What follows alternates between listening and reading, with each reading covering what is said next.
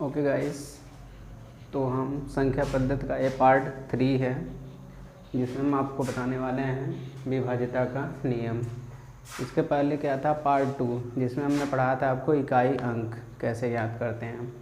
तो उसमें हमने कुछ क्वेश्चंस आपको दिए थे सॉल्व करने के लिए, तो उसको भी हम क्या करेंगे लास्ट में आपको बताएंगे उसका आंसर क्या है। ठीक है, पहले आप इसको देख लीजिए कि क्या इसका रूल होता है।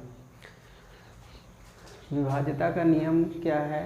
2 से विभाज, 4 से विभाज, 8 से, 3 से, 9 से, 5, 6, 7, 8।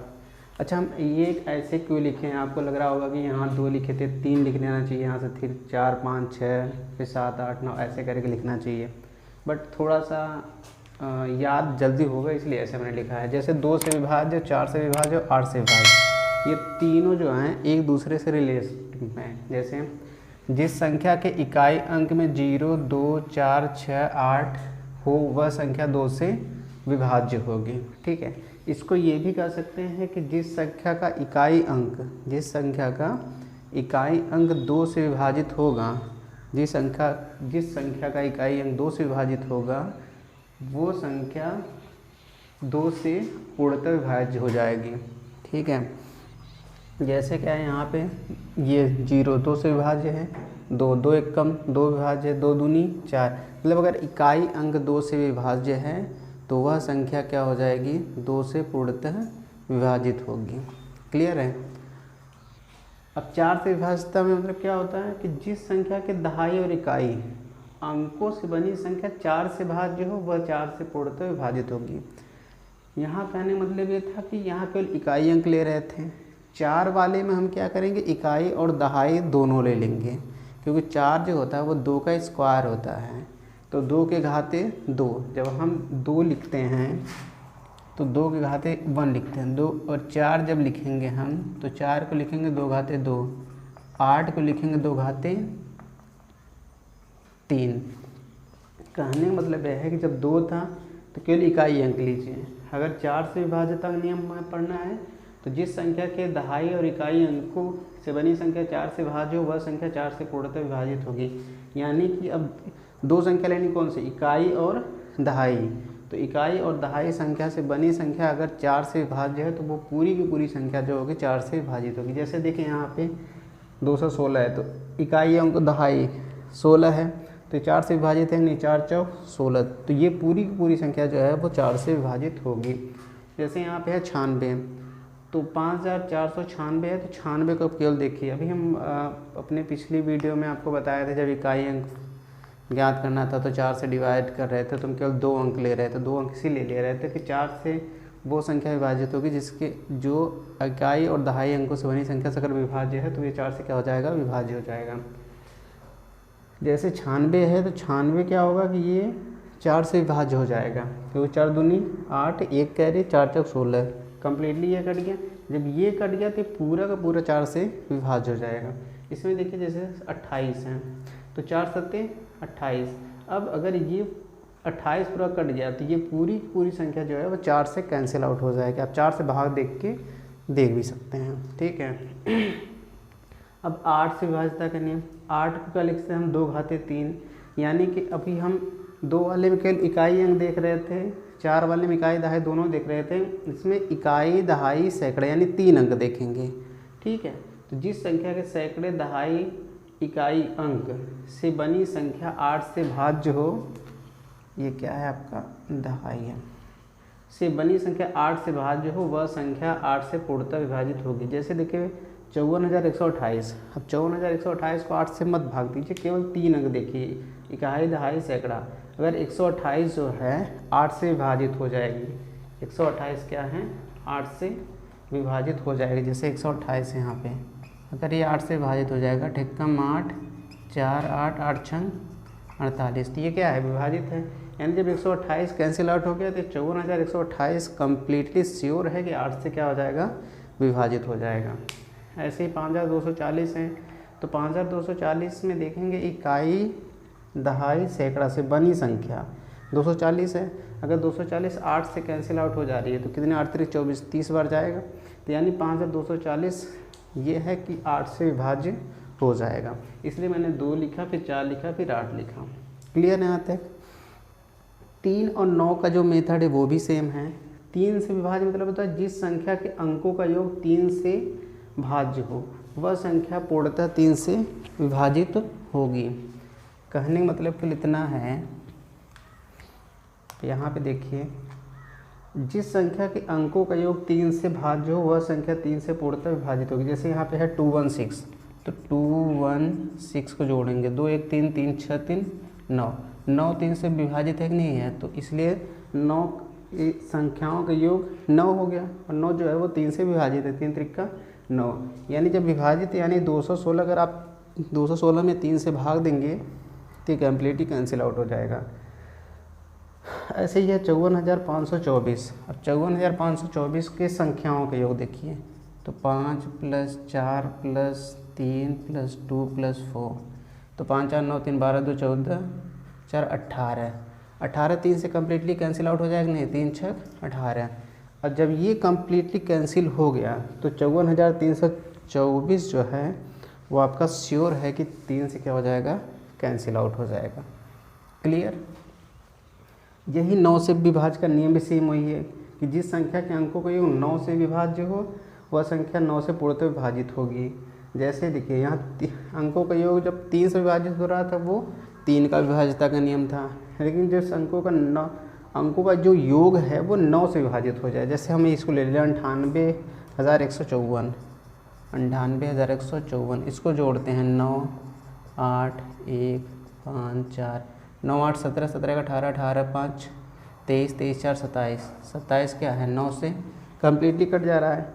तो जब ये कम्प्लीटली कट जा रहा है तो यानी हम कह सकते हैं कि 98,154 जो है 9 से कम्प्लीटली कैंसिल आउट हो जाएगा। क्लियर है। आई होप कि आपको इधर समझ में आया होगा। तो अब चलते हैं, छठवां हमारा है 5 से विभाज्यता का नियम। 5 से विभाज्यता का नियम मतलब होता है कि जिस संख्या का इकाई अंक या तो 0 हो या तो 5 हो तो वो क्या हो जाएगा, 5 से कैंसिल हो जाएगा। जैसे इकाई का अंक देखिए 0, यानी कि अगर हम बात करें 10 की तो 10 5 से डिवाइड हो जाएगा क्योंकि 5 दूनी 10, इकाई अंक पे क्या है 0। 15 5 से डिवाइड हो जा रहा है क्योंकि उसकी इकाई अंक में क्या है 5 है, तो 5 से 15। 225 देख लीजिए, इकाई अंक क्या है 5 है, तो कम्प्लीटली काटेंगे तो 45 आ जाएगा। तो कुल मिला के होता है कि अगर जिस संख्या की इकाई अंक में 0 या 5 हो तो वो संख्या कम्प्लीटली क्या हो जाएगी, 5 से विभाजित हो जाएगी। 6 से विभाज्यता का नियम क्या होता है, 6 से देखिए, 6 को हम क्या लिख सकते हैं, 6 को लिख सकते हैं 2 × 3। जो संख्या 2 से भी विभाजित हो जाए और 3 से विभाजित हो जाए, ऐसा नहीं कि 2 से हो जाए 3 से ना हो जाए तो नहीं हो पाएगा। जो संख्या 2 और 3 दोनों से विभाजित हो जाए तो वह संख्या क्या हो जाएगी, 6 से विभाजित हो जाएगी। ठीक है।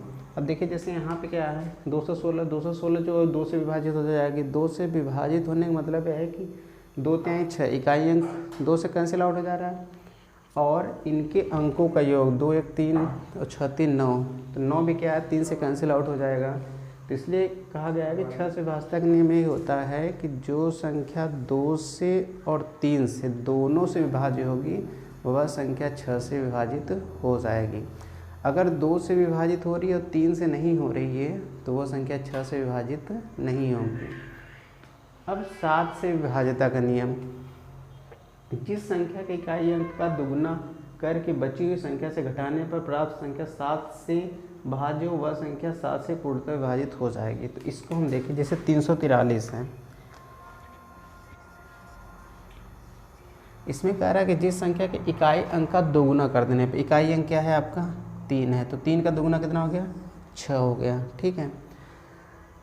इकाई अंक का दोगुना करके बची हुई संख्या से, बची कितनी संख्या है 34 है, बची हुई संख्या से घटाने पर, यानी 34 से अगर हम 6 घटाएं, 34 मतलब घटाने पर प्राप्त संख्या 7 से भाज्य हो, 34 में से 6 घटाएंगे तो कितना आ जाएगा 8। अगर ये 7 से भाज्य है तो 7 28 भाज्य है ना, यदि कट गया तो यानी कि अगर 7 से भाज्य है तो वह संख्या 7 से पूर्णतः विभाजित होगी। यानी कि देखिए यहाँ पे क्या है, ये 28 कैंसिल आउट हो गया, यानी कि आपका 343 जो हो जाएगा वो 7 से विभाजित हो जाएगा। क्लियर। एक बार हम फिर आपको बता दे रहे हैं इसको 343 कैसे हमने किया, 343 है। ठीक है। इसका इकाई अंक लीजिए, इकाई अंक को करिए दोगुना, तो 3 दूनी 6, ठीक है। अब जो बची हुई संख्या है, बची हुई संख्या क्या है, 34 है। 34 में से इसको घटाइए -6, 34 में 6 का 28। अब जो ये संख्या आ रही है, अगर ये संख्या 7 से विभाज्य है, अगर ये 7 से विभाजित होगी तो ये 343 विभाज्य है। अगर ये 7 से विभाजित नहीं होगी तो ये संख्या 7 से विभाजित नहीं होगी। यहाँ देखिए 7 से 7 28, यानी जब ये 7 से विभाजित ये हो गए तो ये कम्प्लीटली है 343 जो है वो 7 से विभाजित हो जाएगा। क्लियर। अब 10 से विभाज्यता का नियम, इसका सिंपल से विभाज्यता नियम होता है कि जिस संख्या का इकाई अंक 0 हो वो 10 से क्या हो जाएगी, विभाज्य हो जाएगी। क्लियर है, क्योंकि 10 के इकाई अंक भी क्या है, 0 है, तो इसमें इकाई अंक हमें 0 जरूर चाहिए। अगर 10 से विभाजित करना है तो इकाई अंक भी क्या होना चाहिए, 0 होना चाहिए। या हम कह सकते हैं कि जिस संख्या के इकाई अंक में 0 हो वह संख्या 7 से विभाजित हो जाएगी। क्लियर। 11 से विभाज्यता का नियम, जिस संख्या के सम तथा विषम स्थानों के योगों का अंतर या 0 हो या 11 का कोई गुणज हो तो वो संख्या क्या है, 11 से विभाजित हो जाएगी। तो हम आप इसको बताते हैं कि ये कैसे है। जैसे 1 है, 3 है, 6 है, 1 0 5 2, ठीक है। अब देखिए इकाई सम विषम संख्या, तो ये देखिए ये पहले स्थान पे है, ये दूसरे, तो 2 क्या होता है आपका, सम संख्या होती है, सम। पहला क्या है, विषम होती है, तीसरा विषम, चौथा सम संख्या। 1 क्या है आपकी, सम संख्या है। देखिए इसको अलग से साइज करके लिखते हैं।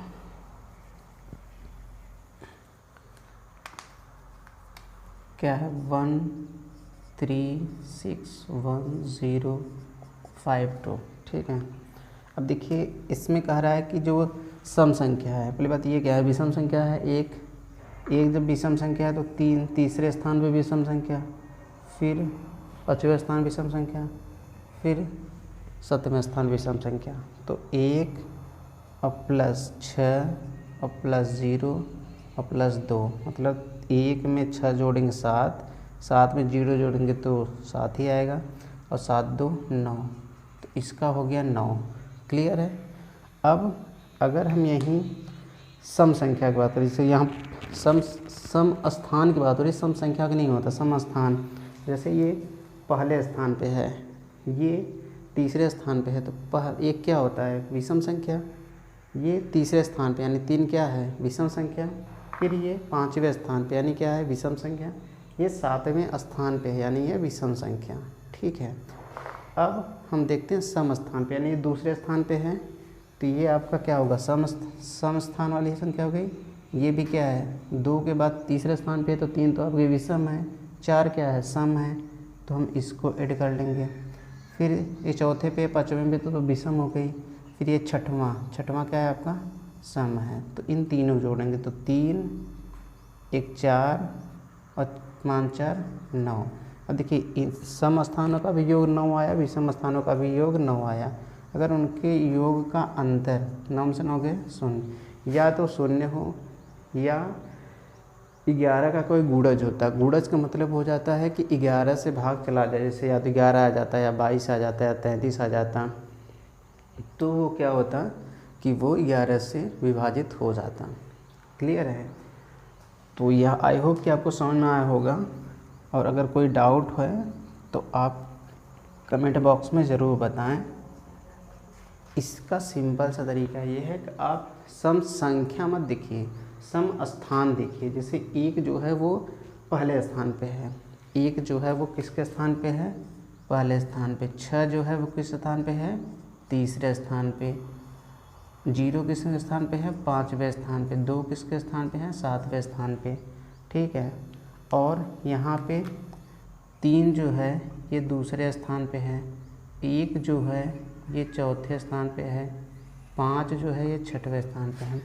यानी कि 1 3 5 7 तो आपकी विषम संख्या है, और 2 4 6 आपकी क्या है, सम संख्या है।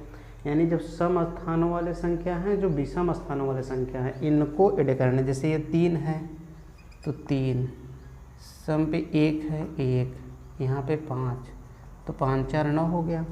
अब इसमें देखिए 1 हो गया, 6 1 7, 7 0 जी 7 ही हो जाएगा, 7 2 9, 9 आ रहा है, तो 9 में से 9 गए 0। तो या तो उनका आंसर 0 आ जाए, या तो कोई 11 का गुणज। 11 का गुणज होने का मतलब है कि या तो 11 हो, 22 हो, 33 हो, ऐसे ही करके। ठीक है, तो आई होप कि आपको समझ में आया होगा। तो आप इसका एक स्क्रीनशॉट लीजिए, फिर हम आपको इससे रिलेटेड क्वेश्चन बताते हैं। क्लियर?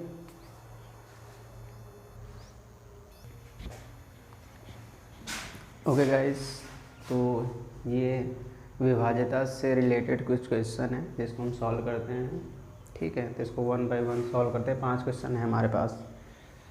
कह रहा है कि यदि 1 7 स्टार 3 से विभाज्य है तो स्टार का मान ज्ञात कीजिए। तो 3 से विभाज्य यानी 3 से विभाज्य है, तो 3 से विभाज्यता का नियम क्या होता है कि उनके अंकों का योग जो है वो 3 से विभाजित हो जाए तो वो संख्या क्या होगा, 3 से विभाजित हो जाएगी। अब देखें यहाँ पे हम देख रहे हैं 1 + 7 प्लस स्टार को हम मान लेते हैं x और +3 डिवाइड बाई 3 करेंगे। अब देखें 7 1 8 8 3 11 प्लस 1/3।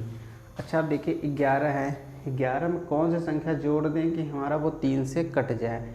तो जोड़ने वाली बात होगी तो 11 से थोड़ा आगे जाइए, 11 से 12, तो 12 जो होगा 3 से कैंसिल आउट होगा, तो 3 चौक 12। तो यानी कि x के स्थान पर हम क्या रख दें, यानी स्टार के स्थान पे क्या आना चाहिए, 1। अगर स्टार के स्थान पर हम 1 रख दें तो वो क्या हो जाएगी, 3 से विभाजित हो जाएगी। क्लियर है? और यही आपका क्या हो जाएगा, आंसर हो जाएगा। बात समझ में आएगी नहीं है? देखिए एक बार फिर से बता दे रहे, तो ये क्वेश्चन कह रहा है कि 1 7 स्टार 3 में 3 से विभाज्य है। यदि ये संख्या स्टार के स्थान पे कौन सी संख्या पता नहीं है, वही हमें ज्ञात करना है। ये 3 से अगर भाज्य है तो स्टार का मान क्या होगा। तो हम 3 से विभाज्यता का नियम हमारा यही होता है कि उनके अंकों का योग जो होता है अगर 3 से विभाजित हो जा रहा है तो वो संख्या 3 से विभाजित हो जाएगी। तो हम इन तीनों को, इन संख्याओं को जोड़ लेते हैं। 1 + 7 प्लस स्टार को तो या तो स्टार ही लिख लेंगे, कोई दिक्कत नहीं है। तो इसको हम x मान लेते हैं, +3 डिवाइड बाई 3 ऐड करेंगे। 7 1 8 3 11 और प्लस x/3। अब 11 हम कौन सी, इसमें 11 प्लस, अब 11 हम कौन सी ऐसी संख्या जोड़े हैं जिससे ये 3 से कैंसिल हो जाती है। 11 से 1 अगर हम ज़्यादा आ जा रहे हैं तो 12, तो 3 चौक 12, तो कट जा रहा है। यानी कि x के स्थान पर क्या आएगा, 1, यानी स्टार के स्थान पर हम क्या ले सकते हैं, 1। इसमें देखिए क्या आ रहा है कि 1 8 स्टार 4 4 से विभाज्य हो तो स्टार के स्थान पर छोटा से छोटा अंक क्या आएगा। हमने 4 से विभाज्यता का नियम बताया था कि उसके इकाई और दहाई अंक से बनी संख्या अगर 4 से विभाजित है तो वो पूरी की पूरी 4 से विभाजित हो जाएगी। और बोला छोटा से छोटा अंक, तो 4 तो अपनी जगह अपनी इकाई है। अगर 4 के बगल में हम स्टार अंक 1 रख दें तो क्या है, 4 से कैंसिल आउट होगा, 4 दूनी 8 4 3 12 4 चौक 16, नहीं हो रहा है। यानी स्टार के स्थान पे 1 नहीं रखेंगे। अब अगला अंक रखते हैं 2, तो 4 छंग 24, यानी कैंसिल आउट हो जा रहा है कि नहीं हो जा रहा है। यानी कि हम अगर स्टार के स्थान पे क्या लिख दें, 2 लिख दें तो वो 4 से विभाजित हो जाएगी। क्लियर?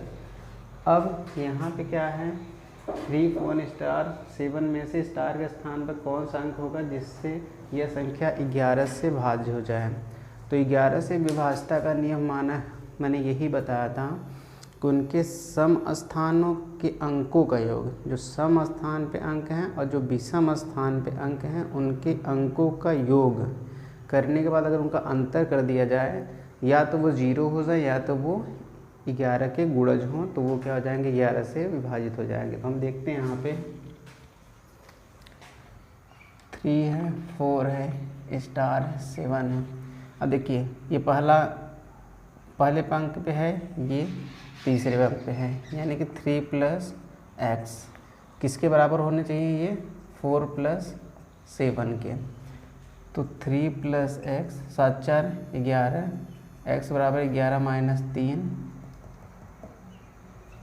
क्या हो जाएगा 8, यानी कि स्टार के स्थान पर हम क्या लिख देंगे, अगर 8 लिख दें तो ये संख्या क्या हो जाएगी, कैंसिल आउट हो जाएगी। आप ये कह सकते हैं अंतर होने का मतलब होता है माइनस जो होता है, आप ये भी कह सकते हैं कि सम स्थानों पे संख्या है उनके अंकों का योग बराबर विषम स्थानों पे संख्याओं का योग। ऐसे भी कर देंगे तो भी आपका क्या हो जाएगा, सिंपल से निकल आएगा। क्लियर है। यहाँ पे देखिए कह रहा है कि यदि 5 4 3 2 स्टार 7 9 से विभाज्य हो तो स्टार के स्थान पर कौन सा अंक आएगा। अभी हम आपको बताए थे कि 9 से विभाज्यता का नियम, 9 से विभाज्यता का नियम हमारा यही था कि जिन संख्याओं के अंकों का योग, जो भी संख्या दी गई है अगर उनके अंकों का योग हम करें और वो 9 से विभाजित हो जाए, अगर वो संख्या 9 से विभाजित हो जा रही है यानी कि वो पूरी की पूरी संख्या क्या हो जाएगी, 9 से विभाजित हो जाएगी। एक बार फिर सुन लीजिए मेरी बात, 9 से विभाज्यता का नियम ने ये बताया है कि यदि कोई संख्या दी गई है, यदि उनके अंकों का योग जो है वो 9 से विभाज्य है तो वह पूरी की पूरी संख्या 9 से विभाजित हो जाएगी, जैसा कि हम 3 के नियम में करते हैं, 3 के विभाज्यता के नियम में। इसका क्या है 5 4 3 2 स्टार को हम x मान लेते हैं 7, 9 से विभाज्य कब होगा, पहले हम जोड़ लेते हैं इसको, 5 4 9 9 3 12 12 2 14 14 7 21 बटा 9। ठीक है। अब देखिए 21 प्लस x, अब x के स्थान में हम क्या करेंगे, जो 9 से विभाजित हो जाए। अच्छा 21 के बाद 1 जोड़ते हैं तो 22, 9 से नहीं कटेगा, 2 रख देंगे तो 21 2 23, तो भी 9 से नहीं कटेगा। x के स्थान पे 3 रखेंगे तो 21 3 24, तो भी 9 से नहीं कटेगा। या तो आप इतना समझ लीजिए कि 9 का टेबल ही पढ़ लीजिए, 9 1 कम 9, 9 दूनी 18, 9 त्रिक 27, यानी कि 21 से कितना ज़्यादा 27 है, ज़्यादा है 6 है।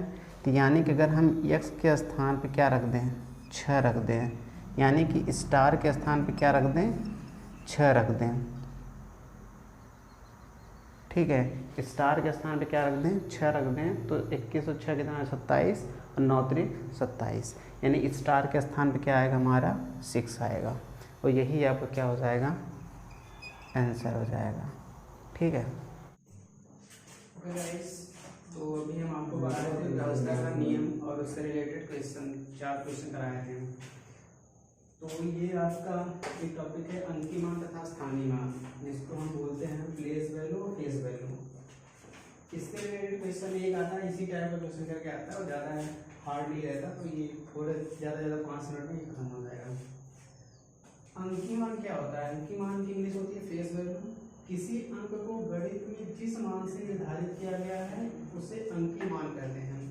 जैसे अगर हम ये देखते हैं कि 47,896 में 6 का अंकीय मान 6, 9 का अंकीय मान 9, 8 का अंकीय मान 8, 7 का 7, 4 का 4, मतलब बोलते हैं फेस वैल्यू। फेस, इसको अंकीय मान को इंग्लिश में कहते हैं फेस वैल्यू।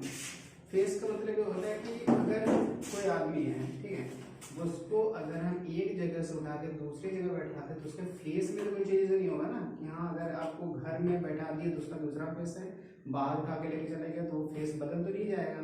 यानी कि फेस वैल्यू जो होती है कि उसका स्थान बदलने पे फेस वैल्यू का मान बदलता नहीं, यानी अंकीय मान जो होता है वो फिक्स रहता है। अगर एक अंकीय मान एक ही है, 2 का 2, 3 का 3, यानी कि यहाँ पे 6 का अंकीय मान 6 होगा, 9 का अंकीय मान 9 है, 8 का 8 ही होगा, 7 का 7 ही होगा, 4 का 4 ही होगा। ये स्थान के अनुसार नहीं बदलता। फिर एक दूसरा आता है स्थानीय मान, जिसको बोलते हैं प्लेस वैल्यू। ये क्या होता है कि जिस स्थान पे है उस स्थान के आधार पर उसकी वैल्यू हो जाती है। इसकी परिभाषा है किसी संख्या में जब किसी अंक को उसकी स्थिति के आधार पर निर्धारित किया गया होता है तो उसका निर्धारित मान ही स्थानीय मान कहलाता है। आइए क्वेश्चन से सोचते हैं। ये सेम क्वेश्चन जो यहाँ पे है 4 7 8 9 6। अब यहाँ पे 6 जो है वो 6 इकाई स्थान पे है, 9 दहाई स्थान पे है, 8 सैकड़ा, 7 जो है 1000 और 4 जो है वो 10,000वें स्थान पे है। तो स्थानीय मान जो होता है वो स्थान के अकॉर्डिंग होता है। जैसे यहाँ पे 6 है तो 6 इकाई के स्थान पे इसलिए 1 का गुणा करेंगे तो 6 का स्थानीय मान 6 हो जाएगा। लेकिन 9 का स्थानीय मान की बात करें तो 9 कहाँ पे है, दहाई स्थान पे है। तो 9 के साथ 10 का क्या हो जाएगा गुणा, तो 9 10 90। अगर आपसे कोई पूछा 9 का स्थानीय मान क्या है तो 90। ठीक है। 8 का स्थानीय मान कितना, तो 8 कौन से स्थान पे है, सैकड़ा वाले स्थान पे है। तो 8 का गुणा कितना होगा 100 से, कितना हो जाएगा 800। 7 जो है वो 1000वें स्थान पे है तो 7 गुणा 1000 से होगा तो 7000 हो गया। और 4 का जो स्थान है वो कौन सा है, 10,000वें स्थान पे है तो उसमें 10,000 गुणा होगा तो 40,000 हो जाएगा। यानी कि अगर आपसे कोई पूछे कि 7 का स्थानीय मान, अगर 7 यहाँ पे होता दहाई के स्थान पे तो 7 को 10 से गुणा करते तो 70 हो जाता है। ठीक है। अब यहाँ देखिए इस टाइप का ही क्वेश्चन आता है कि संख्या 49857 यानी 49,857 में 8 के अंकीय मान तथा स्थानीय मान का अंतर बताइए। ठीक है। तब ये लिख लीजिए 49,857 यहाँ भी लिख लीजिए, 49,857 यहाँ भी। यहाँ अंकीय मान के लिए है, यहाँ पे स्थानीय मान के लिए है। स्थानीय मान नाम से ही समझ में आ रहा है कि स्थानीय मान मतलब स्थान के आधार पे जो स्थान की स्थिति होती है उसी के आधार पे हम उसकी क्या रखते हैं, वैल्यू रखते हैं।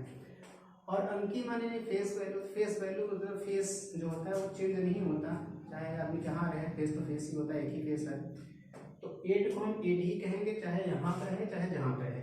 5 को हम 5 ही कहेंगे, 7 को हम 7 ही कहेंगे। तो यहाँ पे 49,857 में 8 का फेस वैल्यू 8 ही होगा, यानी अंकीय मान 8 हो गया। स्थानीय मान की बात करें तो 8 का स्थानीय मान क्या होगा, इकाई दहाई सैकड़ा, सैकड़ा वाला स्थान पे है तो 8 गुणित 100 बराबर 800। बोला है अंकित तथा स्थानीय मान का अंतर। अंतर का मतलब होता है बड़ी संख्या में से हम छोटी संख्या को क्या करते हैं, घटाते हैं। तो बड़ी क्या है 800 है और 8 छोटी है तो घटा दिए तो कितना आ गया 792। यानी उनके अंकित तथा स्थानीय मान का अंतर कितना आएगा 792। तो यही हो जाएगा आपका आंसर। यही एक टाइप क्वेश्चन पूछ सकता है, या तो पूछ लेगा स्थानीय मान पूछेगा, या फिर अंकीय मान पूछेगा, या अधिकतर 90% चांस होता है कि यही इसी टाइप क्वेश्चन आता है। ये हमने अभी इसके पहले जो पार्ट 2 का वीडियो था उसमें हमने आपको क्वेश्चन दिया था 10 क्वेश्चन, तो उसका आंसर है कि पहले का डी होगा, दूसरे का डी, तीसरे का बी, चौथे का सी, पांचवें का सी, छठवें का डी, सातवें का ए, आठवें का डी, नौवें का ए, 10वें का बी। तो आप लोग उसको मैच करा लीजिएगा कितने लोगों का सही है कितने लोगों का गलत है, तो खुद के लिए हो जाएगा कि हाँ हम पता कर पाएंगे तुम्हारा कितना सही है कितना गलत है। क्लियर है। तो आई होप कि आपको ये समझ में आया होगा। तो आप इसका एक स्क्रीनशॉट लीजिए और हम मिलते हैं आपको अपने नेक्स्ट वीडियो में। ये हमारा क्या था, नंबर सिस्टम यानी संख्या पद्धति का तीसरा वीडियो था। तो हम संख्या पद्धति का चौथा वीडियो आपको अपने नेक्स्ट वीडियो में बताएंगे। ठीक है। तब इसका एक स्क्रीनशॉट लीजिए और जो भी डाउट हो आपको हमारे कमेंट बॉक्स में ज़रूर लिखिए। Okay, thanks.